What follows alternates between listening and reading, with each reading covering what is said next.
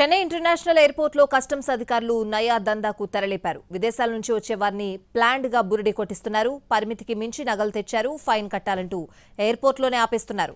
ఎంత బతిమలాడినా పట్టించుకోవడం లేదు. ఇటీవల దుబాయ్ నుంచి వచ్చిన కడప జిల్లా వాసులను కస్టమ్స్ అధికారులు ఆపేశారు. నగలు, డబ్బు సహా ఇతర వస్తువులను సీజ్ చేస్తామని బలవంతంగా లాక్కున్నారు.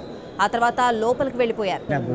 వదలడానికి అవ్వదు, 90 గ్రాములు వదలడానికి అవ్వదు. అలాంటిది లేదు. లాస్ట్ టైం కూడా తీసుకెళ్ళాను సార్.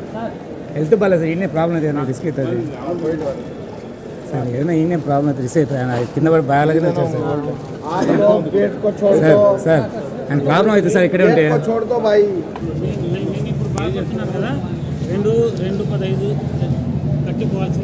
ఇది ఒరిజినల్ బిల్లు కాదన్నా, ఇల్లు రాసిన బిల్లు ఇది. ఎయిర్పోర్ట్లో కస్టమ్స్ అధికారులదే కీలక పాత్ర.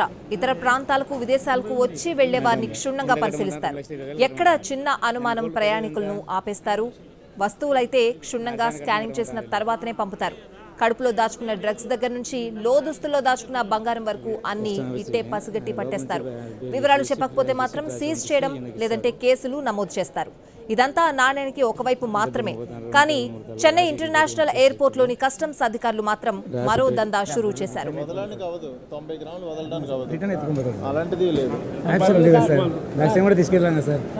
హెల్త్ బాగాలేదు సార్. ఈయనే ప్రాబ్లం అయితే ఏదైనా రిస్క్ అవుతుంది సార్. ఏదైనా ఈయనే ప్రాబ్లం అయితే రిస్క్ అవుతుంది. కింద పడి బాగాలేదని వచ్చారు సార్. ఆ తర్వాత అసలు సినిమా స్టార్ట్ అవుతుంది. తీసుకువెళ్లిన వ్యక్తి బయటకు రాకపోవడం, మరో వ్యక్తి రావడం, వివరాలు తీసుకోవడం అన్ని జరిగిపోతాయి. ఇదే సమయంలో దళారీలు ఎంట్రీ ఇస్తారు. ఏం జరుగుతుందో తెలుసుకునే లోపే బెదిరించి డబ్బులు వసూలు చేసుకునేలా చేస్తారు. నిలువ దోపిడీ జరుగుతుంది ఎయిర్పోర్ట్లో. చూడండి, కష్టపడి సంవత్సరం 2 నెలలు అక్కడ ఉండి రావడం, ఏదో ఇంటికి వచ్చే మెల్లో బంగారు వేసుకొని ఆ బంగారు తీసుకొని వీళ్ళు ఇలా సొమ్ము చేసుకుంటారు. ఆ బిల్లు రాసి ఒకటి గవర్నమెంట్కి చెందట్లేదు. ఇప్పుడుండే కస్టమ్స్ అంతా 90 గ్రాముల బంగారం ఎక్కువగా ఉందని దానిని సీజ్ చేస్తున్నామని కస్టమ్ అధికారి చెప్పి వెళ్లిపోయారు. ఒక తెల్లని కాగితంపై 2,15,000 రూపాయలు ఫైన్ వేస్తున్నారని చెప్పి వెళ్లిపోయారు.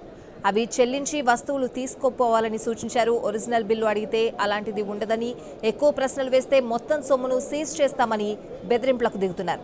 5 లక్షలు విలువ చేసే బంగారానికి 2,15,000 రూపాయలు ఫైన్ కట్టాల్సి వస్తుందని ఓ ప్రయాణికుడు ఆవేదన వ్యక్తం చేస్తున్నాడు.